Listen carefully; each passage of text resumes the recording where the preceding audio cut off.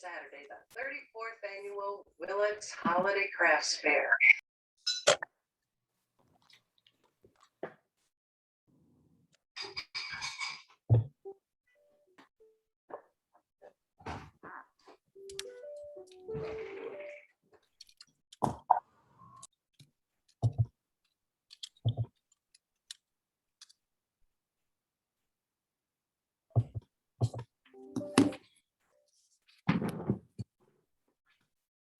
Welcome, everybody. We're just going to give people a few moments to join us.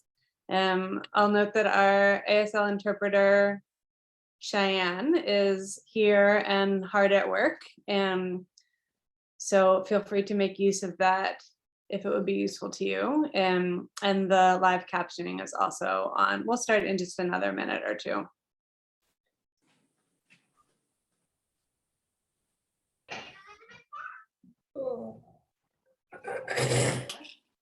Nothing. I sent you the link. I'm on right now. See if I can turn on the scene here.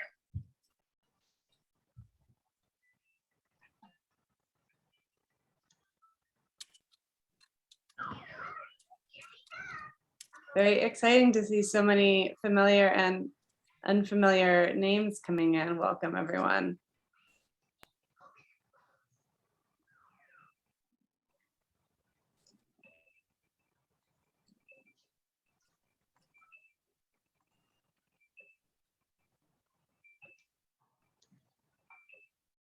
Okay, I think we can go ahead and get started. Welcome, everyone. My name is Amy Starecheski. I currently serve as the president of the Oral History Association. That's an elected one-year position. And I also direct the Oral History MA program at Columbia. And along with Kyriakoudes, I serve as co-PI for this grant, which means that we're the ones who are communicating with the NEH and sort of responsible for managing the grant. I'd like to also introduce Kelly Navies, who's chairing the selection committee and is the elected first vice president of the Oral History Association. Kelly, do you want to introduce yourself? Yes, sure. Hello, everyone. As Amy stated, I'm currently the first VP of the Oral History Association. I also coordinate the Oral History Initiative at the African American Museum of African American History and Culture, the Smithsonian. And I have a background in African American literature, women's studies, Southern history, African Americans in Appalachia. I'm very interested in narratives and I collect currently is what most of my time, I spend most of my time collecting narratives of racial segregation, racial violence, memories of resistance and resilience. I'm a poet, so I'm very interested also in stories of artists, writers, and visual artists and musicians. So I'm looking forward to working with you all. Thanks, Kelly. Louis, would you like to introduce yourself also? Yes, thank you. I've had a little computer issue, so I'm sorry for logging in so late. My name is Kyriakoudes. I share along with Amy Starecheski the responsibility as co-project leader on this project. My day job, I wear two hats, one as co-executive director of the Oral History Association, and I'm also a member of the faculty at Middle Tennessee State University. And I'm so excited that we have so many people participating today and so much interest in this wonderful program. So thank you very much. Thank you, Louis.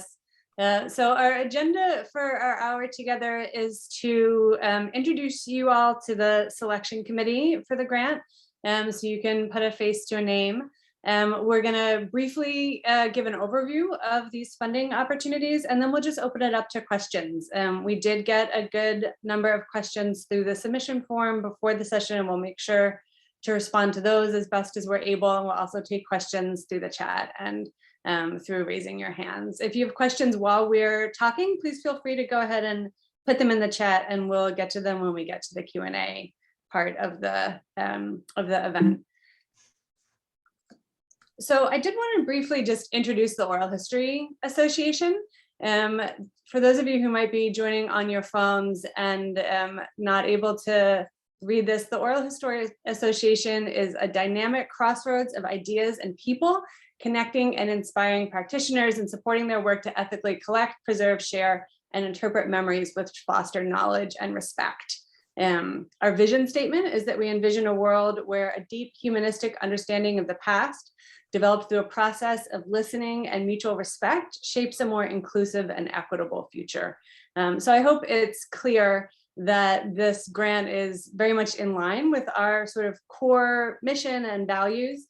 And it's a really important part for us of advancing our strategic plan, which really centers a process of expanding the pool of people who care about and are invested in and get value from the field of oral history and the Oral History Association.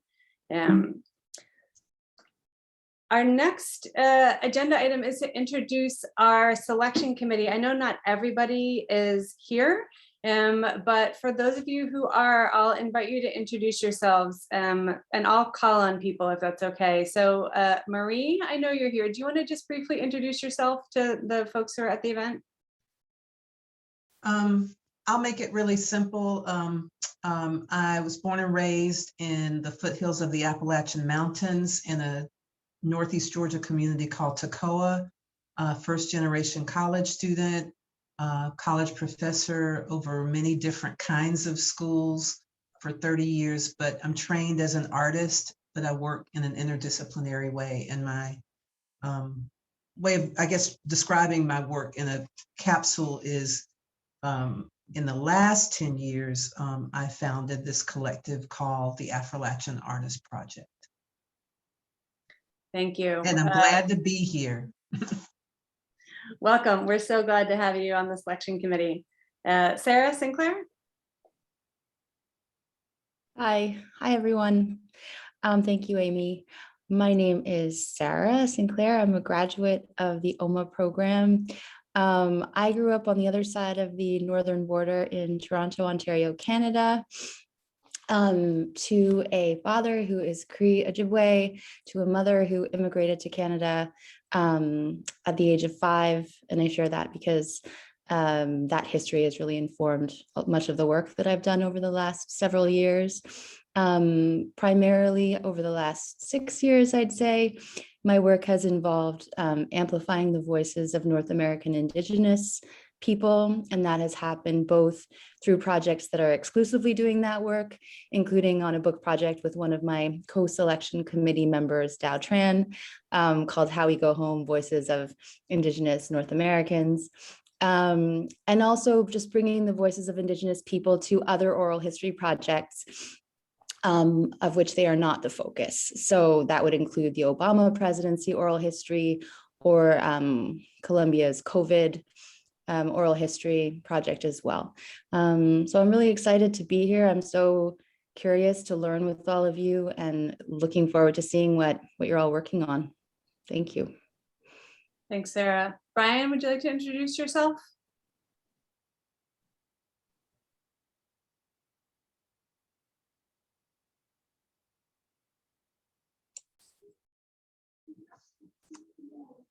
Oh, sorry. Hold on for 1 minute.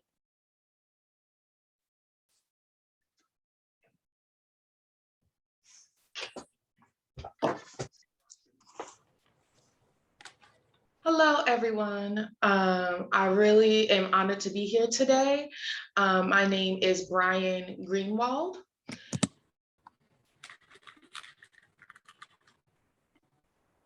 I was born in New York City, but I grew up in Florida. So now I live in the Maryland area.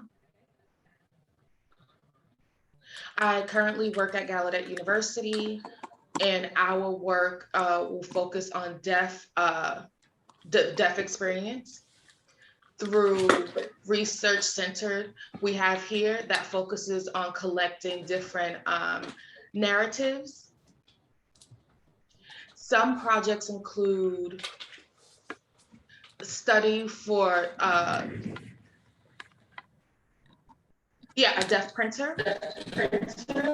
and deaf prints. For example, we did a newspaper before.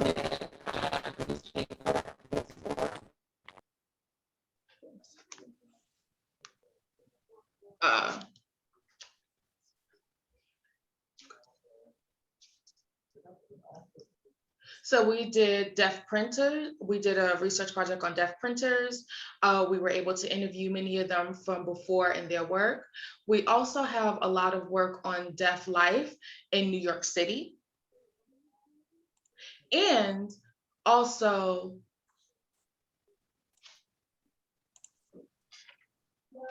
Saarinen, the area for the deaf in America. So we do a lot of oral stories and narratives. So that's really the focus of our work. I enjoy being here and I look forward to working with all of you and seeing your progression. Thank you. Thanks, Brian, and thank you, Cheyenne. Daisy? Hi, good morning, everyone from Southern California. My name is Daisy Herrera, and I'm a first-year PhD student in the History Department at UC Riverside. And I have a background in Chicano studies, Latin American studies, women's studies, and history. My research interests focus on the civil rights movement in the San Fernando Valley, as well as student solidarity in here and in Mexico. Regarding the movements of the late 60s. Thank you, Daisy. And Paul, you're here, right? Oh, yes. Yes. Thank you, Amy. I am here. Hey, everyone. Welcome. I'm just so happy and honored to be here. My name is Paul Ortiz, and I'm a former president of the Oral History Association. And I'm just so proud of the Oral History Association and NEH for this opportunity. I am also a first generation college student. I write about African American and Latino histories, most recently in African American Latinx history in the United States. I'm currently a professor of history and director of the Samuel Proctor Oral History Program at the University of Florida. You may have been following us in the media. We are at the epicenter of an epic intellectual freedom struggle. And I want to thank many of you on this call because I know people have been writing and contacting our university. But in terms of the grant, I'm just so excited to be able to work with all of you to be able to answer any questions that we can possibly answer at this point.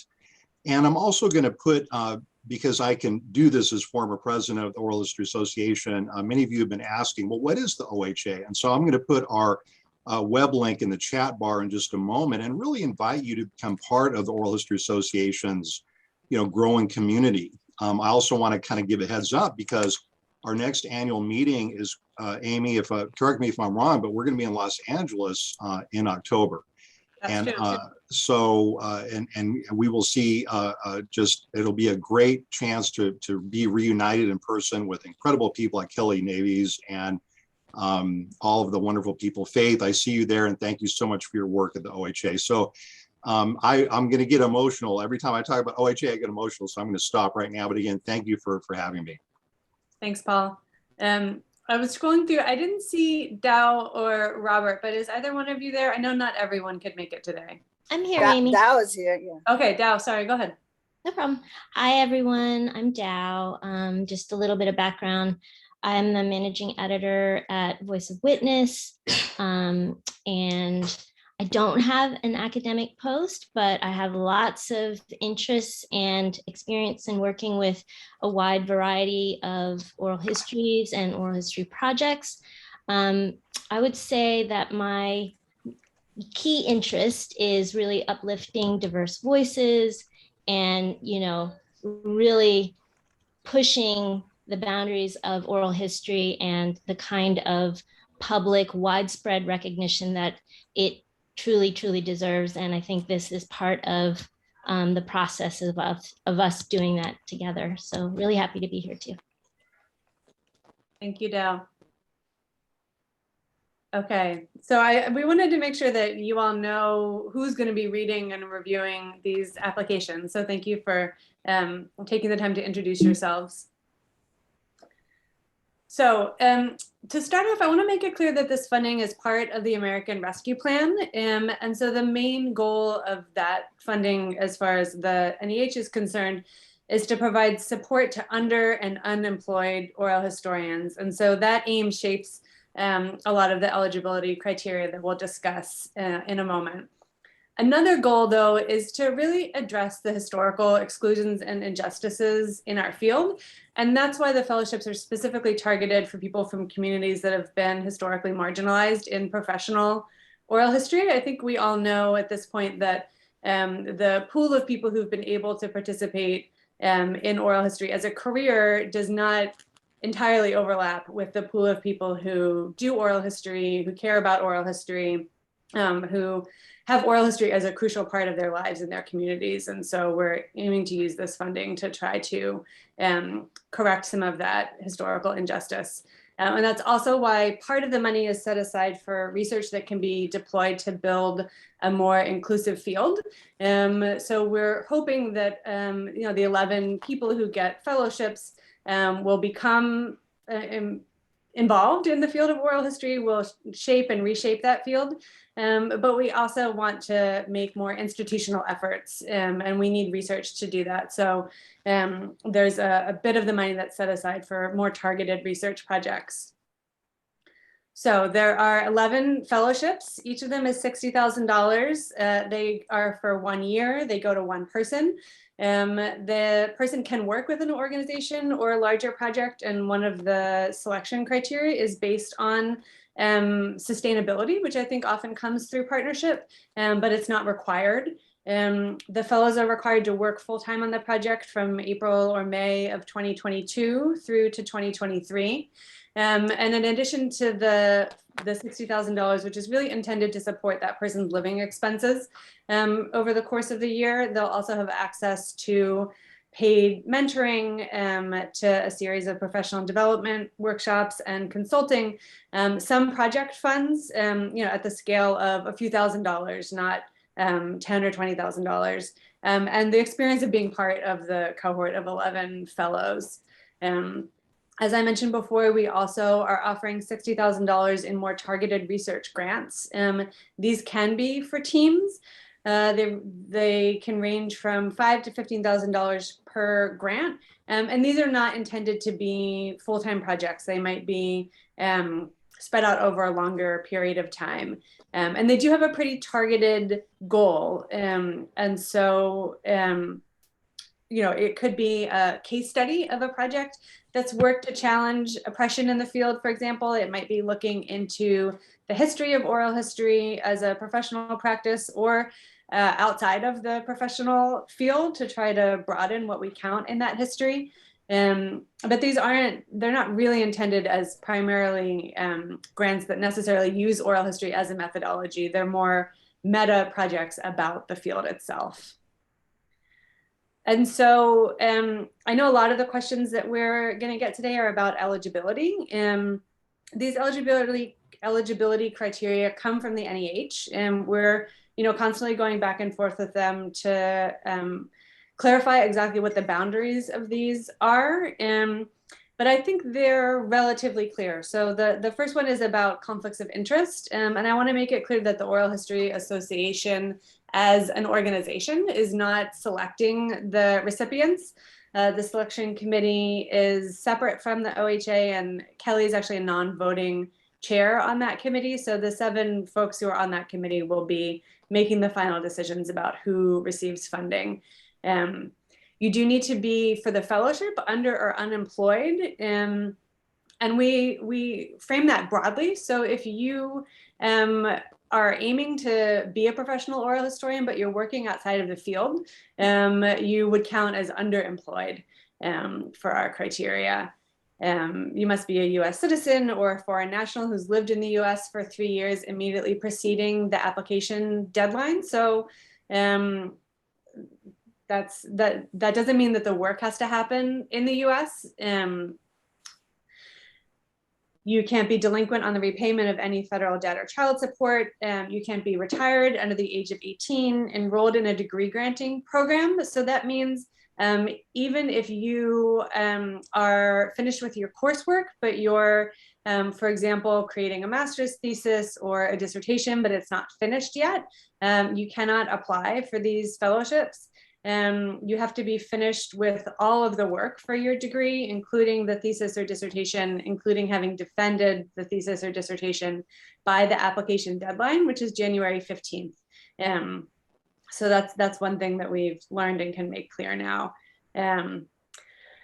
You can't be on Social Security disability with no work attachment, an inmate living in a halfway house on lockdown, a K-12 teacher or administrator, a homeschooling instructor, a journalist, or a creative and performing arts professional.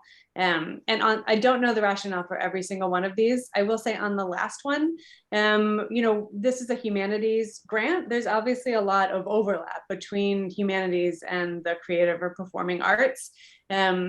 We are definitely interested in getting applications from people who do creative and performing arts work, as long as it has some intersection with the humanities field.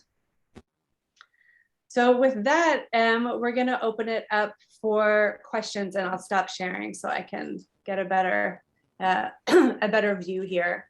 Louis, is there anything that jumped out at you from the questions?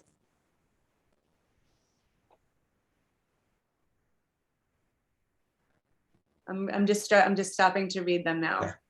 I'm reading, I've been following the text questions, and maybe I could just address a few. One is, do the mini grants support project planning? And I guess the answer to that, and Amy, you probably would like to chime in too, is it depends. We've envisioned the mini grants as being for these targeted topical initiatives that we've explained in the application materials. Perhaps a project planning effort could be responsive to that. It would just depend on the nature of the project one is planning, I guess. And you may have a comment. We do, want to take, we don't want to rush work. And I think, planning can be included in the project, but we would, I think, be mainly looking for projects that include execution and aren't solely focused on planning. Yeah, and then someone's asked, do the mini grants cover oral history research projects? And again, I think certainly they could. So the answer to that would be yes. There's also a question, can the project then be an oral history project that is not US based, but international, or has oral histories conducted with narrators from other countries? And the answer to that is yes, it can. Camilio Garzon posed that question. And so the answer is yes for that. The qualification criteria apply to the applicant, not the project. And this is you can think of this as really as a jobs program. So it's the applicant's work, that would be fine. There was also a question about Social Security disability. And those who are on Social Security disability because of the inability to work are excluded by the NEH's rules. And I suspect the idea there is if you're on Social Security disability, that's because you can't work, and therefore this would not be this would in fact be work. So there's some questions too about what contingent employment means, or if you're a freelance journalist, would you count as a journalist? I think in this world, many of us wear multiple professional hats.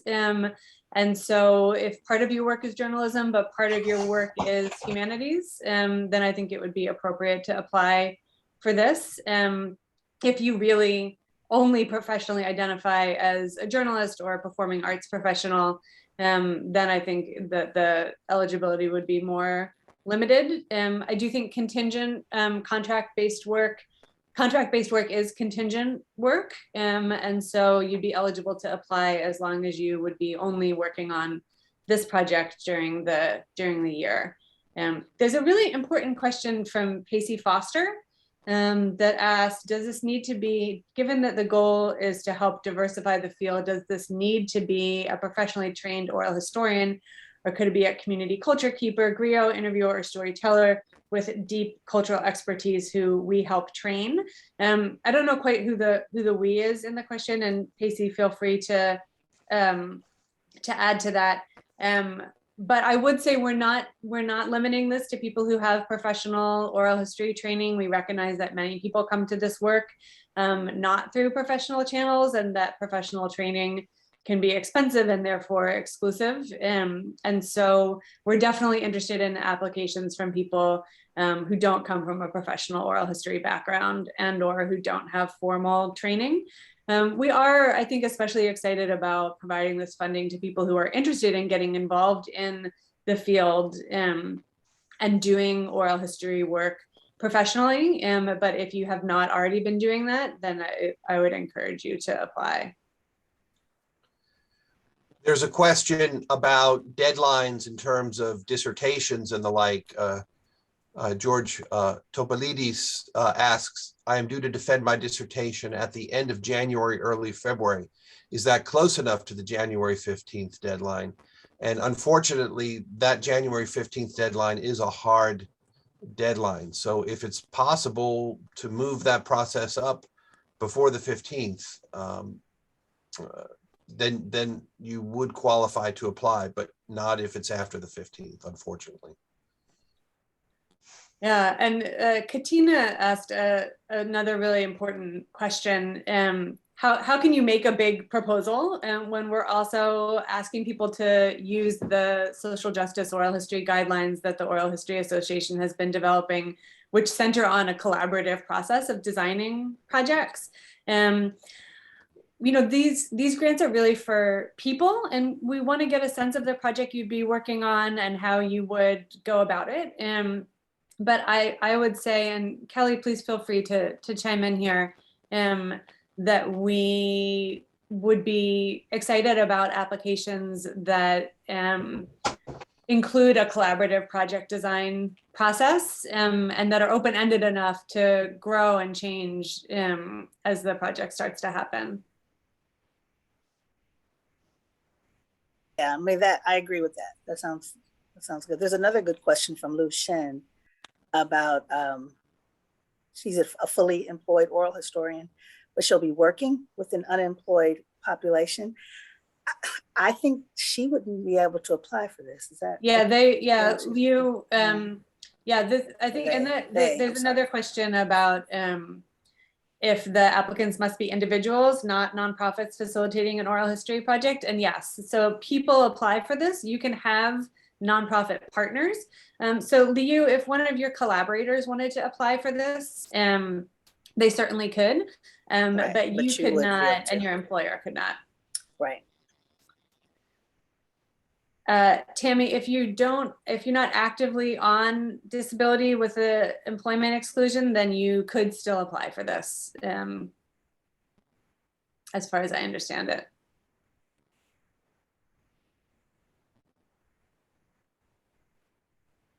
It does, there's a question about if the employee who works in the project has to be a full-time employee. Can an agency appoint 2 employees and have them work during weekends in 1 FTE capacity? No, it has to be 1 person working on the project. It has to be 1 person that's funded. And so, and they also are not employees of the Oral History Association or of another agency. The money goes directly to them as a stipend. And so people who already have jobs at a particular institution wouldn't be eligible to apply for this, and an institution can't use the funds to apply to hire somebody. One of the eligibility criteria, though, is sustainability. And so if you're partnering with an organization and they have a fundraising plan to bring you on as a full-time employee after the term of this grant, I would say that would make an application much stronger. And so, you know, we're hoping that these grants can be, you know, launch pads for people's careers. And so having some kind of plan of how to continue working in the field after the grant money runs out would be helpful. Amy, if I could make a point, for those of you participating in this Zoom session that are affiliated with organizations, cultural organizations, humanities organizations, there is a whole parallel program, which I might say is much larger, which you can learn about through the NEH.gov website, of a re-granting program to organizations. I know the American Historical Association has a program of $75,000 grants for smaller cultural and humanities and historical organizations. And there are many others that are engaging in those types of institutional support grants. Ours isn't that one, but that is out there. And I encourage people to also check that out as a possible vehicle for funding. In response to the Marian Voices question, yes, teams can apply for the mini grants. So yes, teams can apply. They can be partnering with organizations or nonprofits. And yes, this is a question we've gotten a few times. You can apply for both awards. You'll only get one. And so if you feel strongly that one is more important to you, you might only apply for that one. There's a question about if individuals and teams could submit multiple mini grant applications for different projects or be part of different project teams and applications. I would say yes, but again, our aim would be to probably spread that money around. So it might be good to also balance that with some focus.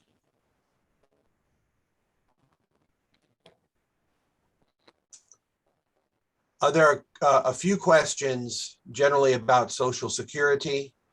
And as I understand the regulations that have been given to us from the NEH, if you're on Social Security, if you're receiving Social Security payments, you're not eligible to apply for this program. And I did write our NEH program officer this morning with some of the questions that came in about Social Security just to get more clarification. So we can take more questions that come out of the chat and send them to him to triple check. We'll be writing up an FAQs document based on this call and other questions that come in, and any more information we get about any of these issues, we'll add it there. Someone had asked about a project that's ongoing, and I certainly think that would be fine and outstanding. It doesn't have to be a new project that has started from scratch, an ongoing project that needs support. If the individual's been involved in that and they want, that certainly could be a very competitive project and application. So that sounds perfectly good. Olivia asks if the mini grants could be used for regular oral history projects that are short term.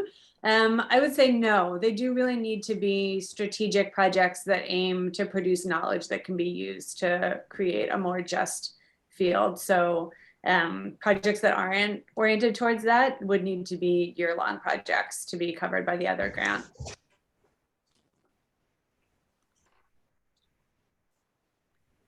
Carol asked if this is going to happen again. This has definitely never happened before in our field.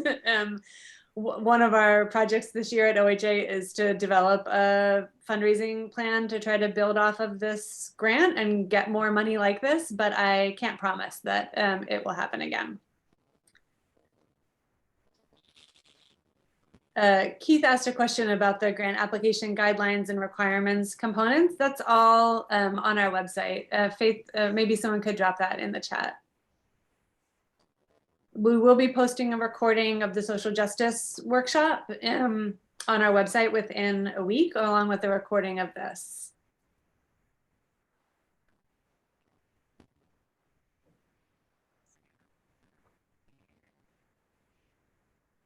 I'm just scrolling through, there's 52 messages below where I am. So if people have something, if anyone sees one that you want to call out, please feel free to call it out. You can unmute and speak. There's a question, if someone is employed and seeking to be employed as an oral historian, would they need to be resigned from their current role prior to applying to the fellowship?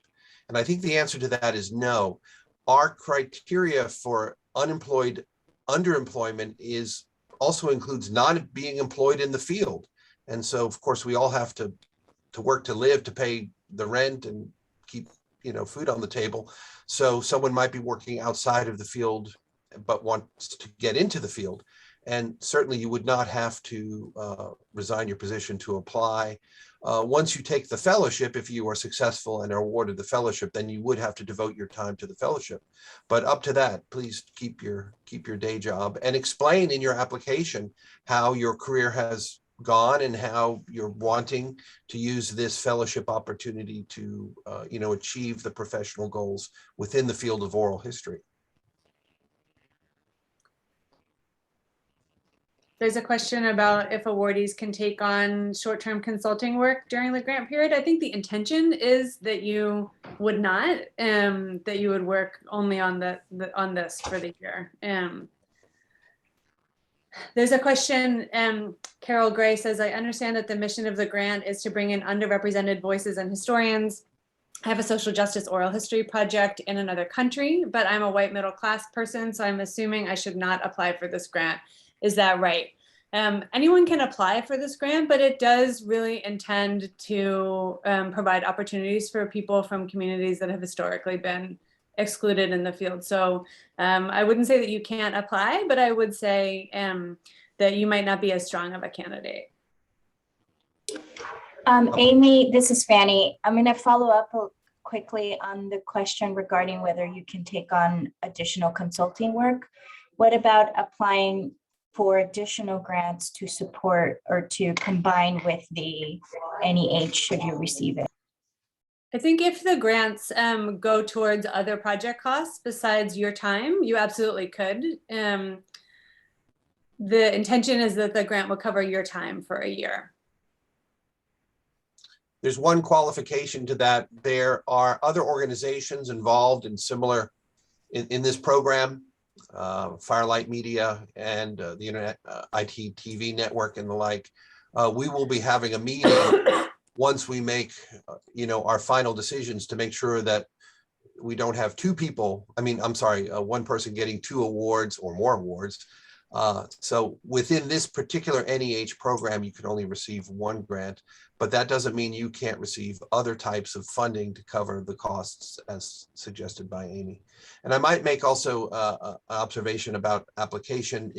For those that are working with underserved communities, that certainly would be a component of an application. And that would be responsive to that element of the project. There's a question of if a person who's a volunteer in a nonprofit can apply for this grant. Yes, the criteria about whether you're employed or not. So if you're volunteering, there's a question about noting that some folks might have contingent contracts that bring with it health insurance and would have to give that up in order to take this grant. This grant does not provide health insurance. It's intended to be enough money to support you to purchase health insurance, but I know that that could be a hardship for some folks. Someone clarified, I think, about honoraria, that they belong to a collective of Indigenous activists and occasionally receive honoraria for speaking. I think you could, for example, choose to donate those honoraria back to the collective or pass them on to someone else during this year. I also think, so the intention is that you work full-time on this project. I think, little tiny things like that are probably a gray area. I wouldn't be concerned about that. Technically, honoraria are not wages. There's something given freely. So that I don't think that would be a problem.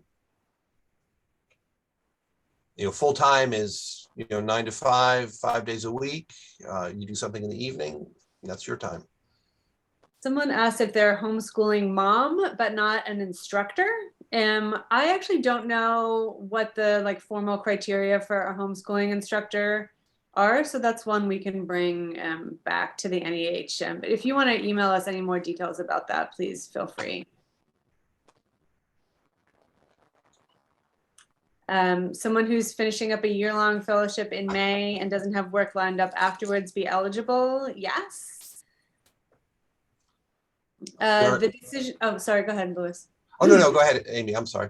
Go ahead. Someone asked about the decision deadline.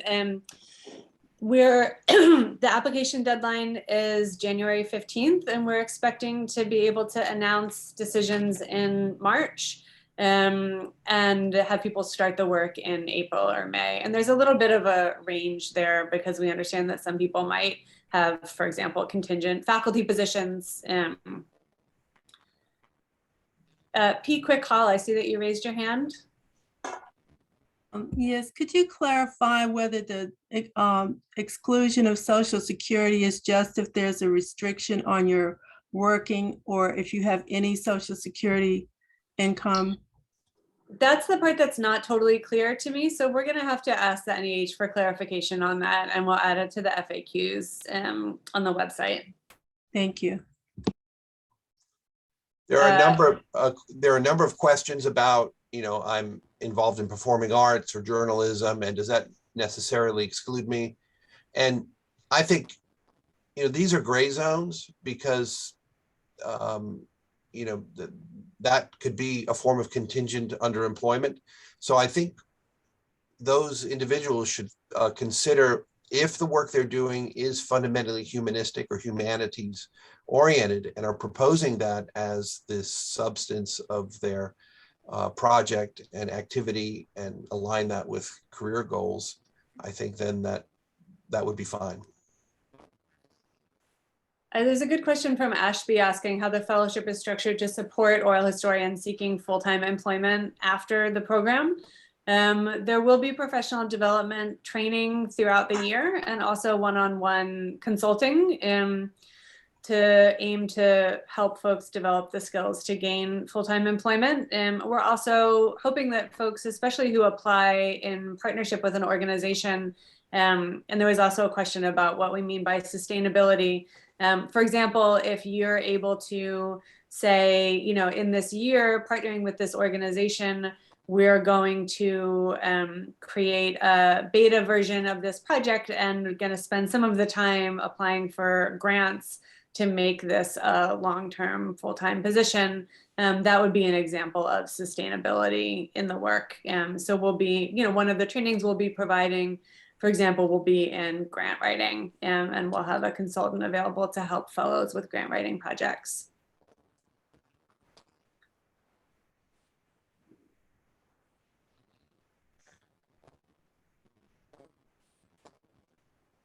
Fernanda asked a question about if an organization has an established project, could they apply in partnership with an individual? Yeah, absolutely. There's no expectation that these projects are going to be started from scratch. They could be at any stage. They could be in any structure of partnership.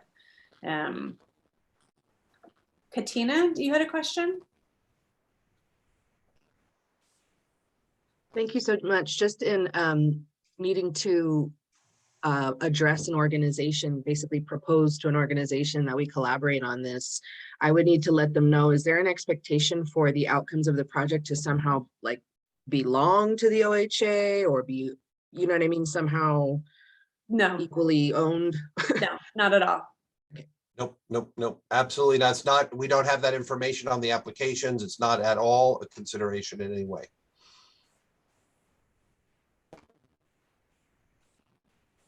Fernanda, people can apply to both. Tori, did you have a question? Yes, hi, thank you. And I apologize if this has already been answered or clarified. I am in a unique position where I'm technically an affiliated staff student at the university that I'm currently studying at and will be finishing prior to the potential fellowship start date. And so to clarify, based on the definition of my university, I am not considered an enrolled student. I have no health insurance, student benefits, ID card does not work. I just wanted to clarify if I am still eligible to apply. I do meet the other requirements. But you haven't graduated and you're finishing a thesis or a dissertation, is that right? Yes, so I'm currently a PhD candidate and I will be defending. Would you be defending before January 15th? I will likely be defending that month, not necessarily by the 15th. You have to defend by the 15th. For the fellowship and the mini grant, is that correct? or is it different? That's for the fellowships. I'm a little bit unclear for the mini grants. Louis, do you have any insight into that? And thank you for clarifying. I yeah. appreciate it. Yeah, so Amy and I dug deeper into the rules on this, and the 15th of January does seem to be the deadline. It may be the case that we don't award all the mini grant projects on the first round, and if we put out another call for mini grants, that for a later, like March deadline, for example, then that might that might be possible. But as the program is configured now, the eligibility requirements, which are set by the NEH, not by us, require all academic work to be finished by the application deadline. Thank you for clarifying. Katie asked, so the focus on addressing historic exclusions is based on the practitioner and not the project. I would say at the heart of it, yes. For the research grants, that's less so. So the research grant projects are really intended to address these historic exclusions in our field. The fellowships are intended to bring people into the field who are from communities that have historically been excluded. I do have a question. Yeah.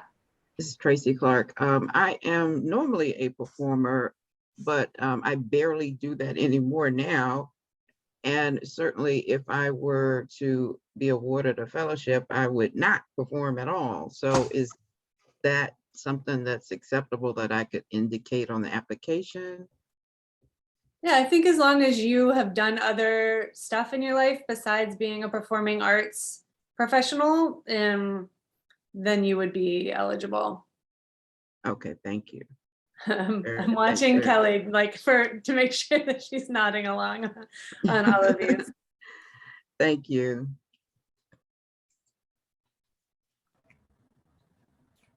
I'm just scrolling through. Yeah, the grants paid in installments, like a monthly salary. That's one question.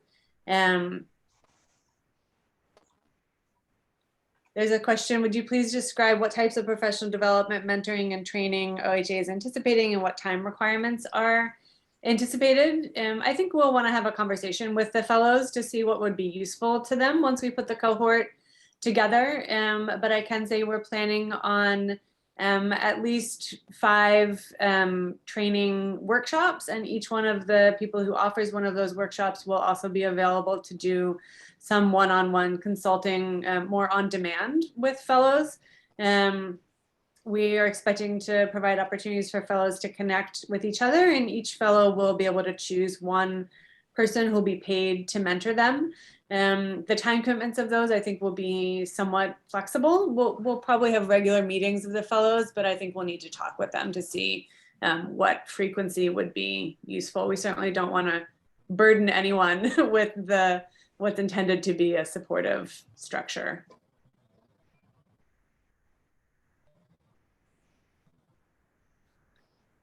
Pacey asks if there's a preference for projects that will include the results in an archive, collection, or other public-facing repository.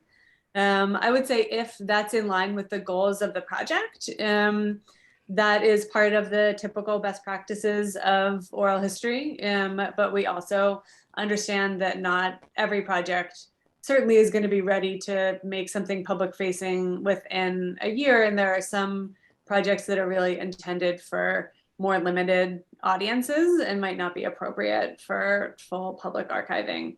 We really want to encourage people to not overpromise to try to get these awards, to say, I'm gonna do 50 oral history interviews and transcribe them and archive them. This really isn't about quantity. It's about, as Nishani Fraser has been saying in the social justice training, working at the speed of trust and taking the time to practice ongoing consent and to build relationships and to do oral history in an ethical way. And so we're not expecting folks to rush into archiving.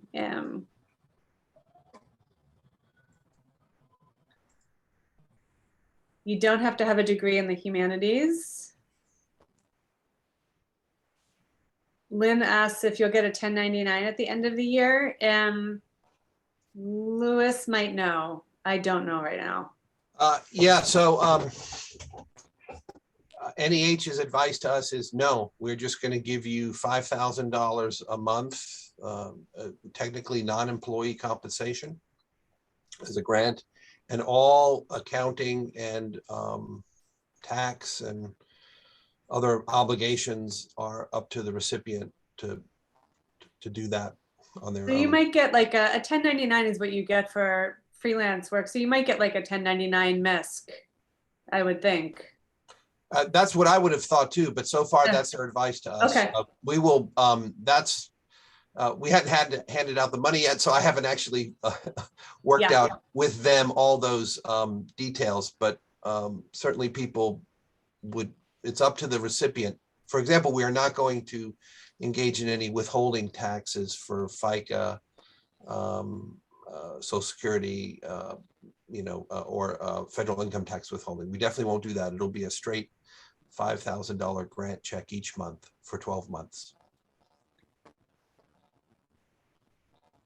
There's a question, can you say more about eligible items for the additional $2,100 for other expenses for the fellowship? Does this include travel, interviewee compensation?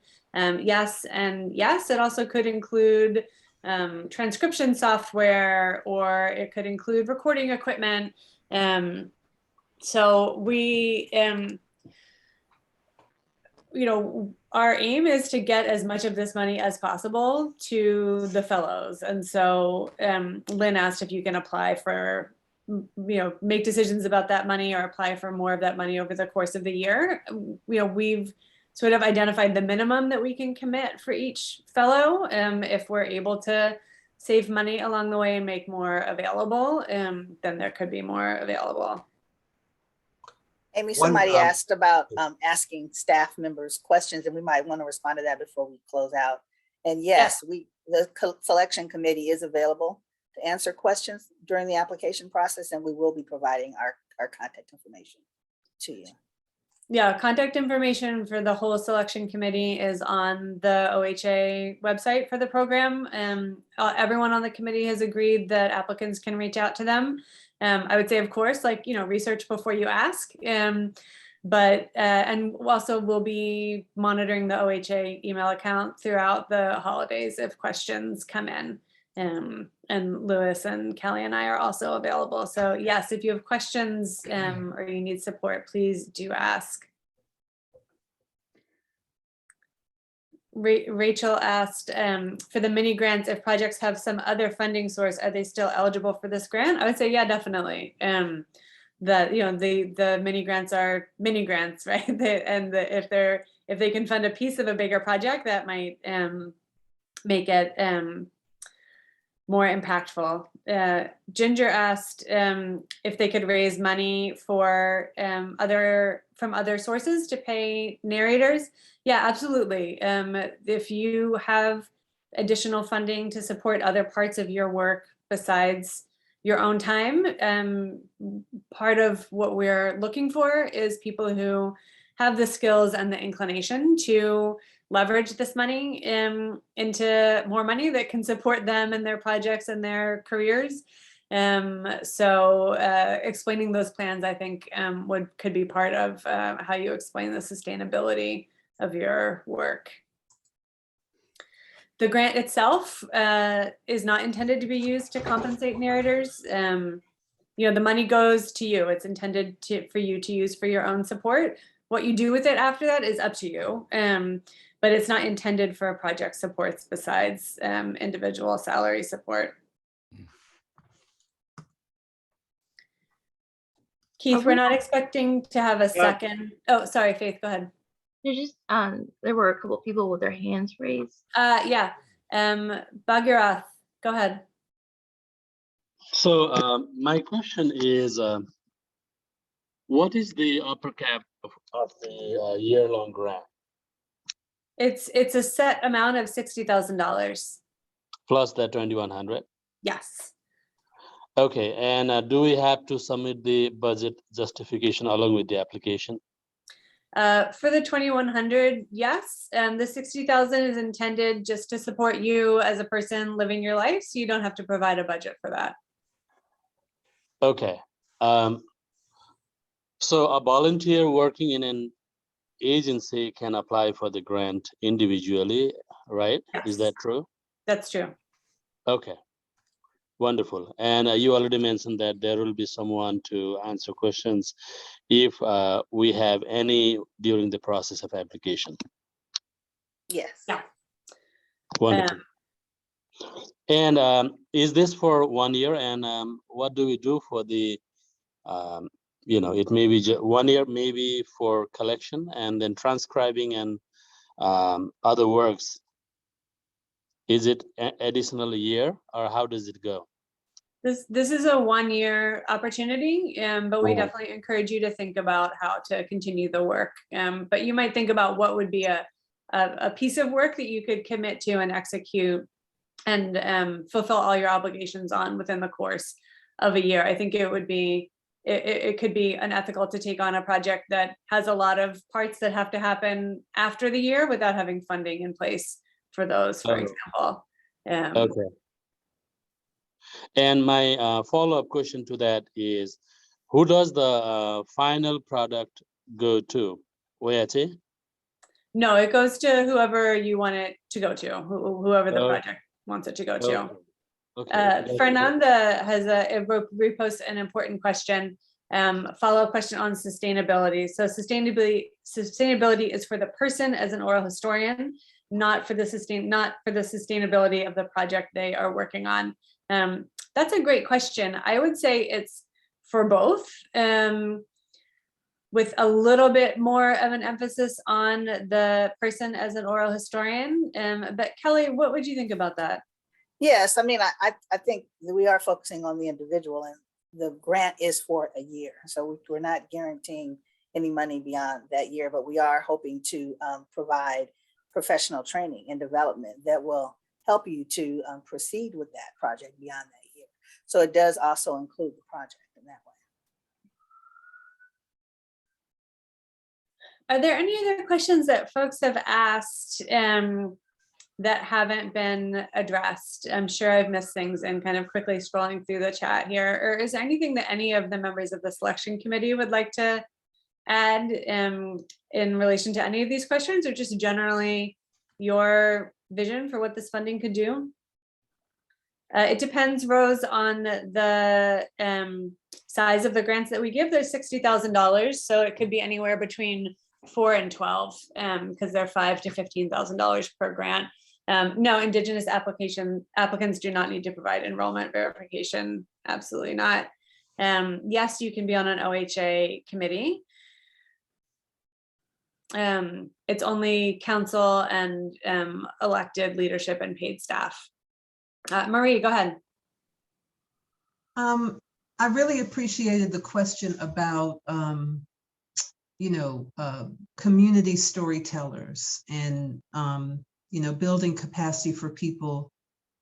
And I'm just reading into that, who may not even see themselves as a part of this field, or may not even think of this as a field, but this is the work that they do. So I want, maybe everybody in the call to consider that.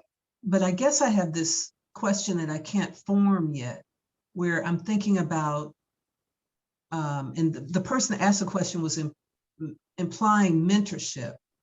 So if there's a mentorship taking place and this person receives all the funding, I wonder how we can build in some type of ethical support for that. If I don't know how I'm saying it, but because there has to be an established trust factor for the work to proceed, because if there's a mentorship, that's going to be volunteer, because the person receiving the funds is receiving the funds.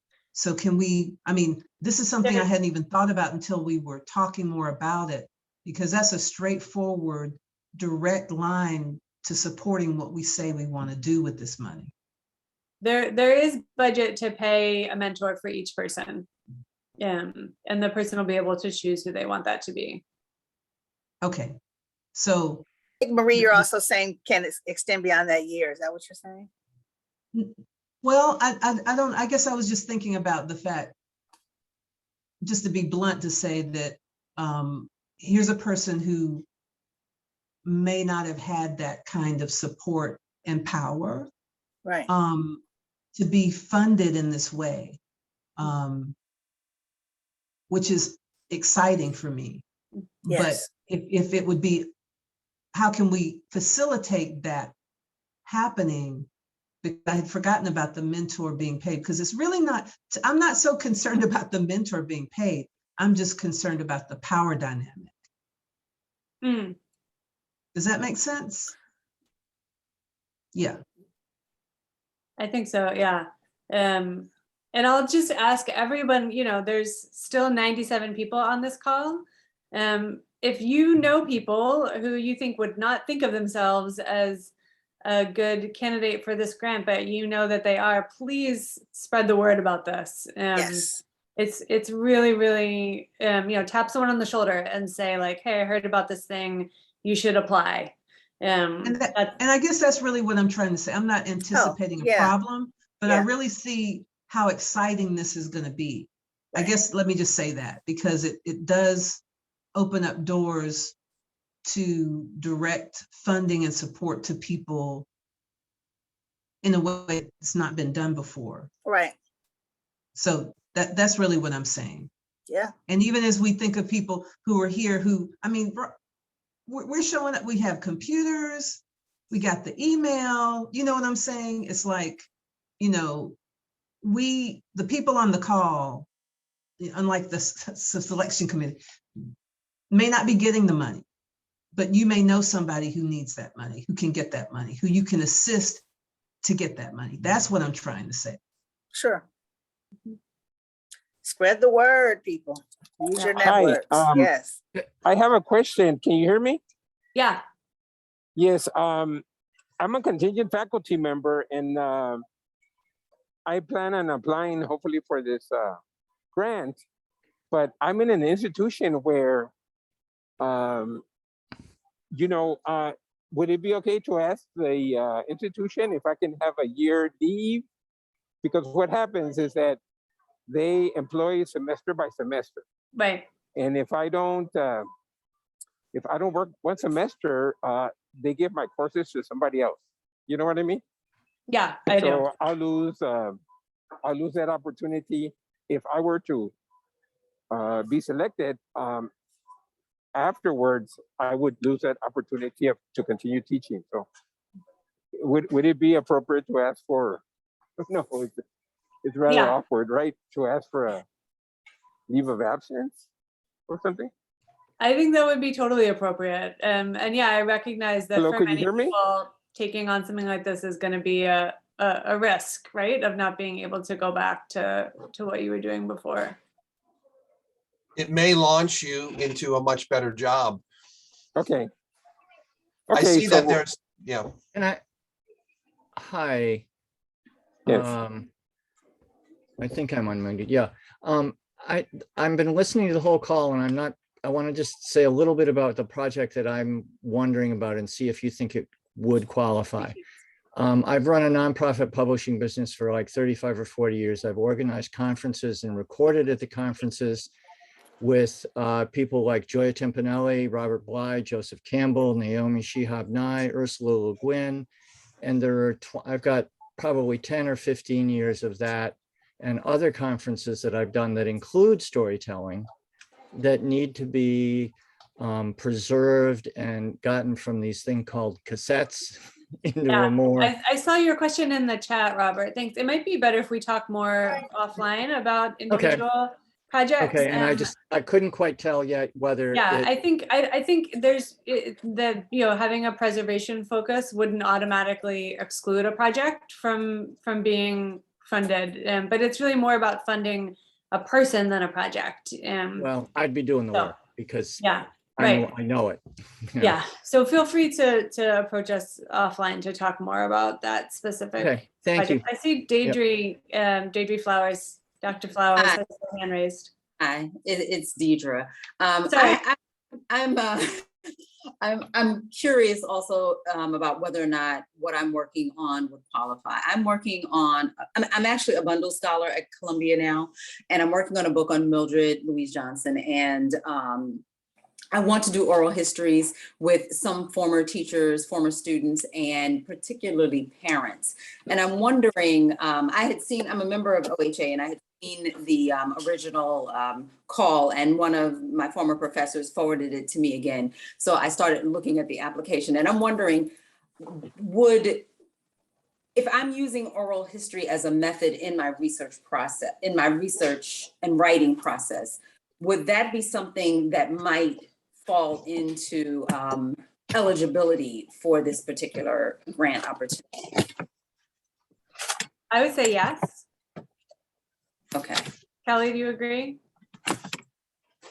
Question was your status, whether you're employed or not. I wasn't understanding what your status was. I think that's the important piece, not what you're working on. My Yes. status, I'm a bundle scholar at Columbia University. It is a unpaid position. We get a small stipend every year. Okay. I'm on the market looking for full-time employment. Well, then you would qualify. You would be eligible.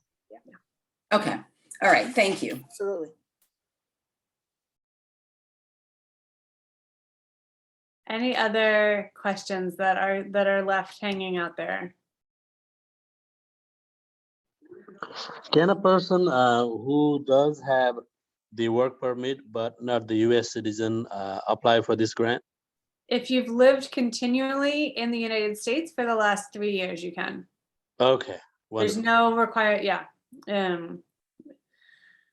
I will say there was a shout out about who wrote the grant, and I want to really thank, my day job is that I run the oral history master's program at Columbia, and we had a very participatory project with a large team of alumni and faculty and staff here that wrote a graduate equity project grant. And a little piece of that was partnering with the OHA. So that was sort of in the OHA's, we didn't get it, unfortunately. But we took pieces of that and repurposed it, Lewis and I, for this opportunity with the NEH. So I want to shout out everyone who worked on that from the master's program, and also Lewis, who was the one who was like, I think we actually can get this, we should apply. Which I think I would have not felt bold enough to do that. And Lewis is, anyone who's ever dealt with federal funding, it's a lot. And Lewis has been doing all of the work of managing the sort of interfacing with the federal government side of this, and did the work of translating our grant into this NEH opportunity. So it took a lot of folks to get to this point, and decades of visioning and dreaming from everyone who's been involved in the Oral History Association. So we're really hoping that this can be a transformative opportunity for our field. And I want to thank the selection committee members, especially for being in this call and for serving in that role. I think y'all are going to have a very difficult job to do, hopefully in a good way. Please, anyone, if there are questions you have, reach out. We'll write to everyone who was on this call with the updated FAQs as soon as we have them. Sure. Kelly, did you want to say anything to close us out? Thanks for joining us. I'm looking forward to hearing from the applicants, as I know the other selection committee members are, and we're very excited about this. So, yes. And I want to also thank Faith Bagley, who does all of the admin for this, and who is going to be doing the admin for the NEH grant as well as for the OHA this year. And thank Cheyenne, our interpreter, who has been really interpreting for over 60 minutes now. And we're grateful for your work. I know that's demanding. Spread the word. Yes, that's the last word. Yes. Spread the word. Please, Yes, and please just tell people about this. To piggyback on what Marie said, I get what she was talking about now. If you yourself cannot apply and you know others, let them know and assist them in the process. All right, so with that, I think Okay. we'll close it down. Thank you, everyone, for taking the time during what I know is a busy time of year. Thanks, everyone. Bye-bye.